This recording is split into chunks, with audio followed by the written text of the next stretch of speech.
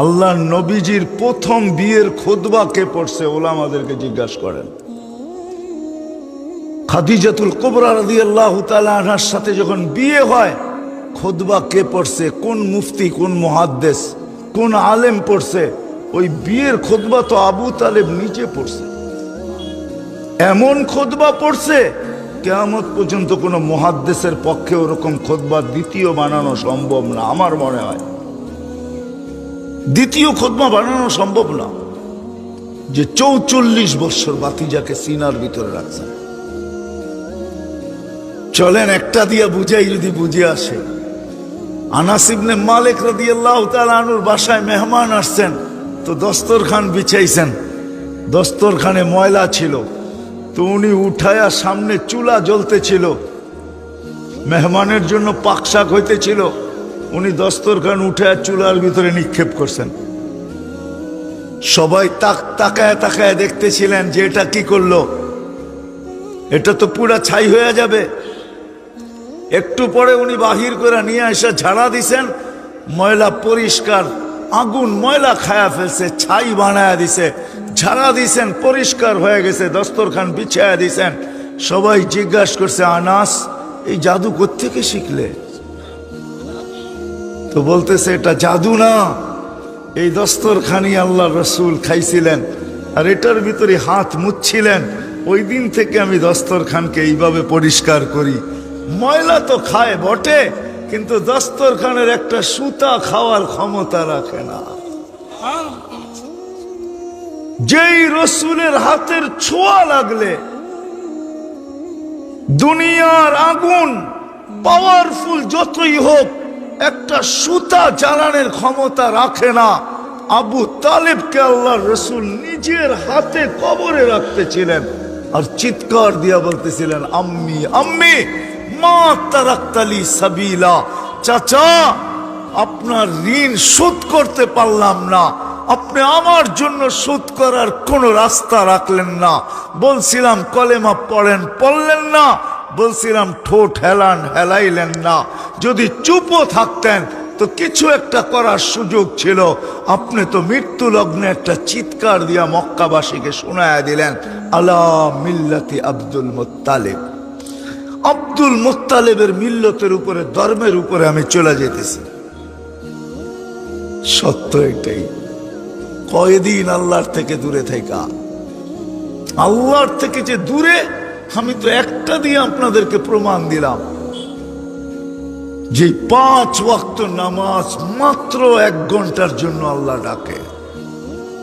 আরে 1 ঘন্টাও লাগে না আমাদের নামাজ। এখন যদি এখানে বলেন অনেকে যে নামাজ তো আমি কিছু জানি না, আমি নামাজ কি করে পড়বো? এই উম্মতের জন্যই আল্লাহ করছেন, কিচ্ছু পড়তে হবে না। ইফআলু কামা ফাআলাল ইমাম, ইমাম যেমন করে তুমি এমন করতে থাকো। ইমাম তোমার সব পড়া ইমামের পড়া হয়ে যাবে।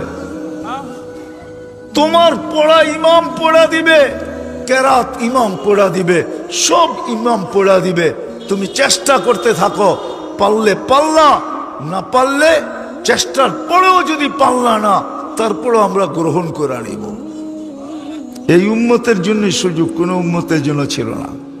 আফসোস, আল্লাহর থেকে দূরে, আল্লাহর থেকে উম্মত দূরে। কয়দিন দূরে থাকবো? কয়দিন? 60-70 বছর? এই জন্য আসেন, কথার শেষ জায়গায় চলে আসছি। আসেন আন্না, 2টা কাম যদি করতে পারি তাইলে হয়তো আল্লাহর কাছে আসতে পারবো, আল্লাহ আমাদের কাছে হবেন।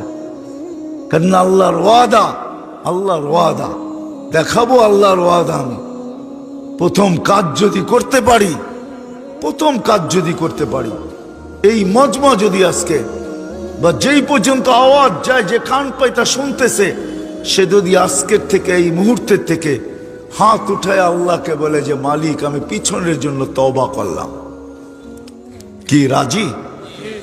কে কে রাজি দেখি যে আমি তওবা করলাম? বলেন মুখে, মনের ঠিক আছে তওবা করলাম, আল্লাহ কবুল করুক। এতটুকুই যথেষ্ট।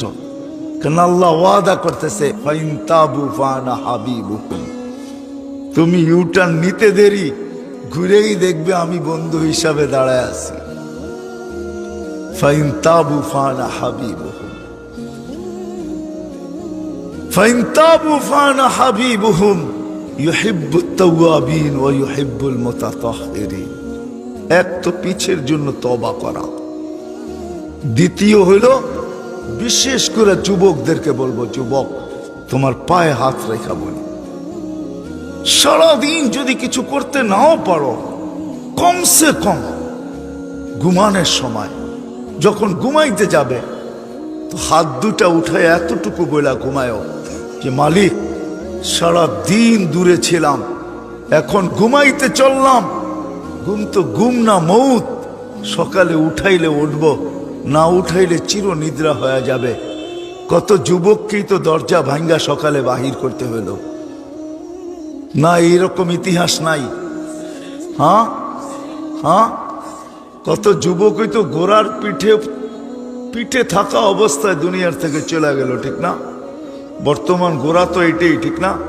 কি মোটর সাইকেল, ঠিক না? আগেরটা ঘাস খাইতো, এখনটা তেল খায়। আগেরটা অ্যানালগ ছিল, এখনটা ডিজিটাল। যেমন আমাদের জান্নাতে যাওয়ার পরে জান্নাতের বাইক আরো সুপার হবে, এই দুনিয়ার বাইকের মতো না, ওটা পল লাগানো থাকবে, পর কি? হ্যাঁ, সত্য বলতেছি। আল্লাহ রসুল জিজ্ঞাসা করছে মা তাস্তাহি আনফুসুকুম, আল্লাহ রসুলকে সাহাবা জিজ্ঞাসা করছে জান্নাতে ঘোড়া থাকবে? বলছে এই রক্তে মাংসের না, থাকবে মিন ইয়াকুতাতিন হামরা, লাল পাথরের তৈরি, টকটকে লাল স্টার রুবি দিয়ে আল্লাহ তৈরি করবেন। লাহু আজনিহাতান, দুটা ডানা থাকবে। ইয়ারকাবু ওয়া ইউসিরু হাইসু ইয়াশা, চড়বে আর যেখানে মনে চায় ওইখানে চোখের পলকে উড়া চলে যাবে। যুবকরা ভালো মতে শুনো কিন্তু, যেমন তোমরা বাইকে উঠলে হুঁশ থাকে না, আর পিছে যদি কেউ বসা থাকে তাহলে তো ফুল চার্জ, ঠিক না? মনে হয় আপনারা বোঝেন না, যুবকরা বুঝছে কি বুঝাইতে চাইছি, ঠিক না?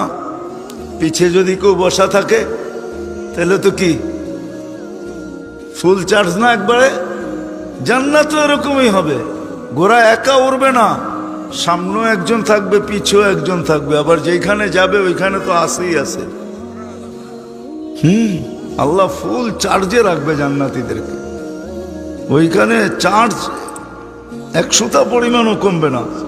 এই জন্যই তো হাদিসে বলে কুওয়াতু মিয়াতু রাজুল, 100 পুরুষের যৌবন শক্তি দিবে। কেমন চার্জ! তো যেটা বুঝাইতেছিলাম, যুবকদেরকে পায়ে হাত রেখা বলি, যখন ঘুমাইতে যাবে, কেননা ঘুম না মৌত, হাত দুটা উঠায় বলো মালিক সারা দিন তো আসতে পারি নাই, এখন ঘুমাইতে চললাম, কাল সকালে উঠাইলে উঠবো, নাইলে চির নিদ্রা। আমি আর তোমার থেকে দূরে থাইকা ঘুমাইতে চাই না, আমি হাত কিন্তু উঠায়া দিলাম তোমার কাছে আসার জন্য, তওবার জন্য হাত উঠায়া দিলাম, তওবা করে ঘুমাবো। কি যুবকরা রাজি? কে কে রাজি দেখি যে তওবা করে ডেলি ঘুমাবো? সত্য নামান, আল্লাহ তৌফিক দেখ, তৌফিক দেখ। কোরআন বলে ইয়া কওম ইস্তাগফিরু রাব্বাকুম ইন্নাহু কানা গাফফারা, মান লাযিমাল ইস্তিগফার।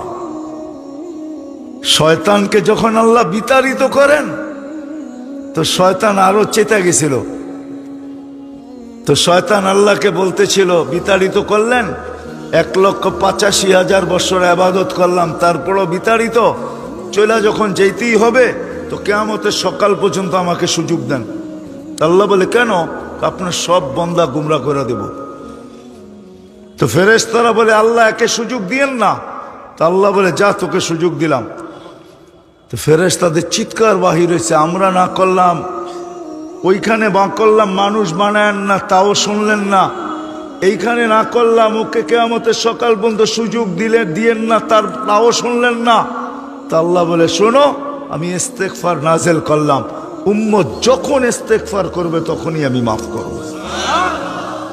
মা সালা ইস্তাগফির ফাগফির। আর তৃতীয় কথা, তৃতীয় ওয়াদা, আজকের থেকে কোনো অবস্থায় নামাজ ছাড়ব না। ওয়াদা। যুবকরা কি বলে মনে থাকবে? দিলে গাথো, আজকের থেকে আর কোনো অবস্থায় নামাজ ছাড়ব না। আল্লাহ কবুল করো।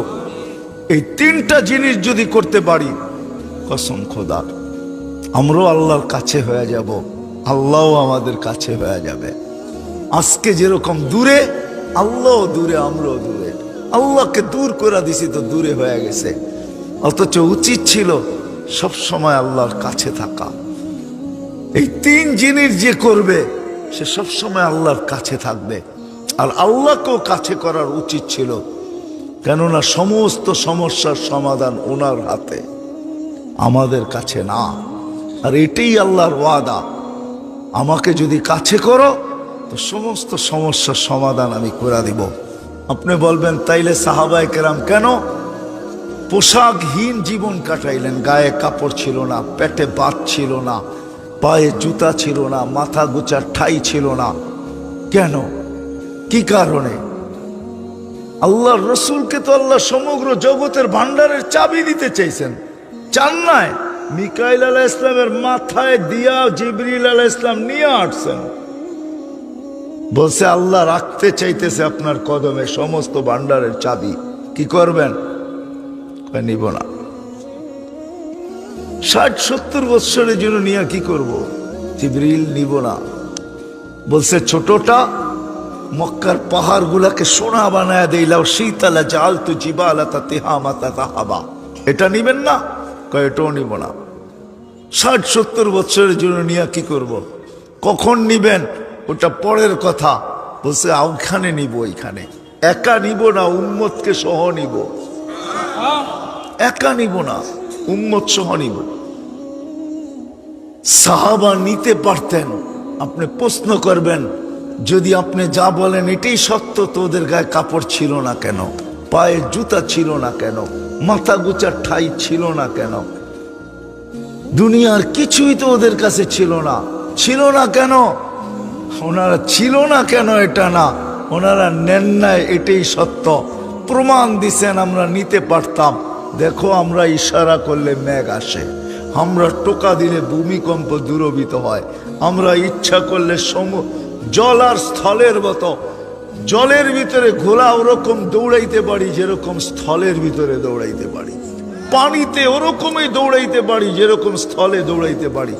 আমরা চাইলে সূর্যকে থামায়া দিতে পারি, আমরা চাইলে অগ্নিগিরিকে হাতে আবদ্ধ পাহাড়ে আবদ্ধ করতে পারি, আমরা চাইলে চিঠি দিয়া 4500 কিলোমিটার দরিয়ায় নীলের চিরাচরিত প্রথাকে ধূলিসাৎ করা কিয়ামতের সকাল পর্যন্ত তাকে পানি দিতে বাধ্য করতে পারি।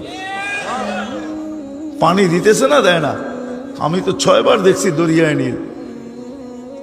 আমি সুদান 6 বার গেছি,